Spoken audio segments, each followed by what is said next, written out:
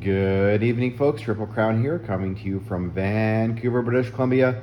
This is a round 2 summary playtest number 5 of the Global War 1939 series. We'll get into things right away, but first I just wanted to thank all my followers for waiting. Triple Crown was in a bike race on the weekend, Valley Grand Fondo, and I finished 7th place. Worked with my teammate Melanie, shout out to Melanie, and she finished 8th place and 1st overall for the women. So great weekend. I'm still recovering, not 100% yet, so we'll focus on what's happening in the game. So here we go. Talked to CB's Bill, and we made the executive decision, given the fact the Allies sort of are narrowly winning every game. We're trying to find a little bit more balance, so what we've decided to do is something we've had on the radar for a while in terms of balance, which is adding a colonial factory to Helsinki. So turn 2, Germany can build on it. So that's what they did. They built a colonial factory. The Russians, on their attack, they decided not to attack Finland, but they did attack the Finnish destroyer and the German transport in the sea zone up here.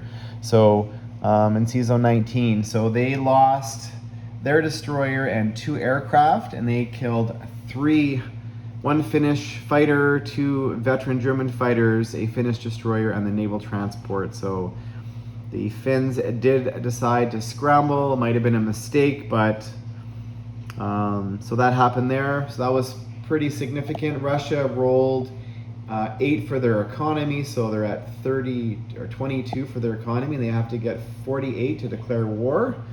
But currently there is a mass. So yes, they did sink the Finnish transport, but there is at least 13 or 14 units right on the front in I think it's Valpuri. So currently the Germans have the upper hand in the northern flank.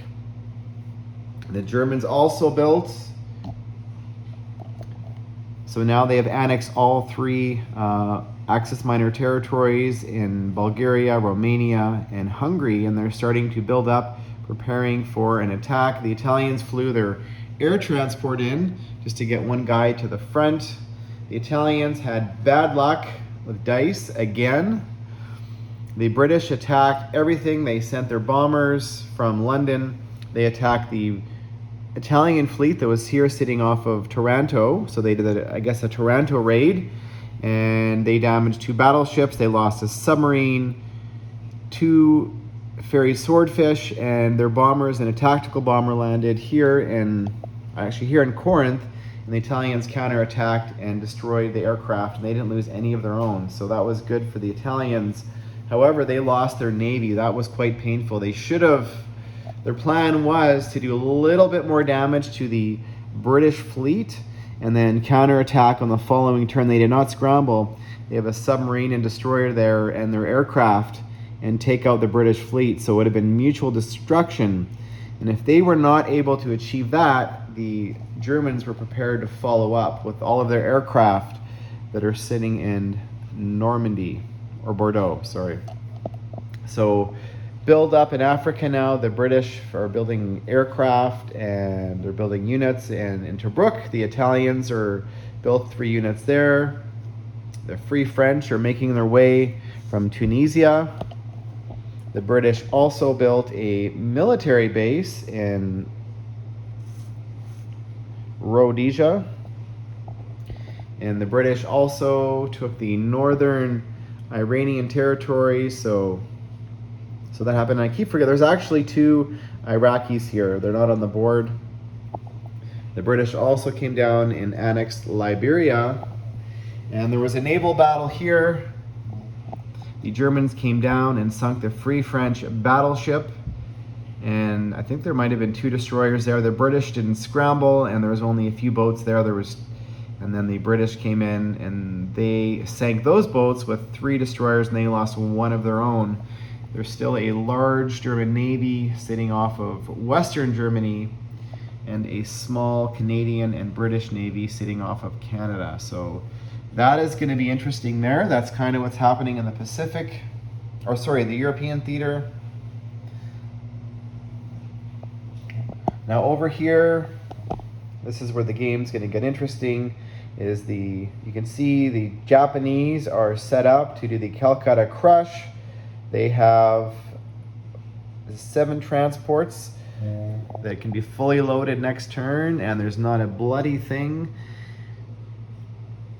the FEC can do about it to stop it. The Japanese are going to come in with their sneak attack, and they are going to destroy whatever is there, and they might have enough to branch out and either take Saigon or possibly some of the money islands.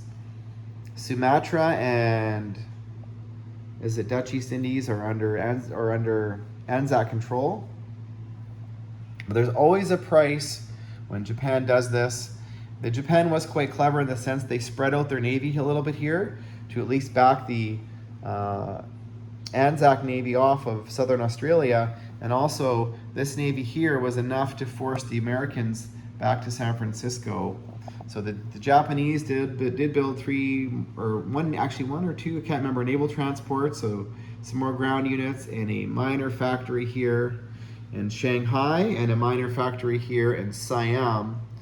And that is because the KMT is pushing towards the coast, and they are on a mission. The Japanese, they've only got about 5 or 6 ground units left, and the CCP with the new NO bonus, because Russia also declared war on the Japanese, so they came down. There was basically unopposed into Manchuria and northern Manchuria. So the CCP now made 8 IPP last turn. So you can see they grabbed these 2 territories there, and the Japanese are slowly getting pushed back. So, are the Allies ready to go full Pacific and sort of push the Japanese back? The Americans did lend lease a Stuart tank to the KMTs, you can see there. So, and what did Anzac build? Anzac built, I believe, just a tactical bomber and an infantry, which they felt if they built any navy, it was going to die. And this is what Hilltop Pillbox does to me, is he always gets his Japanese fleet in a position that you never know when he's going to attack, and he's always in position, so you don't really want to build too much of a navy. Now, they could be building, a ship here in New Zealand, but even that's within range of the Japanese. So very smartly positioned. I took a page out of the Hilltop Pillbox playbook, so to speak. So there we go. That is the end of round 2. Stay tuned for round 3 coming up shortly. Thanks for watching, folks.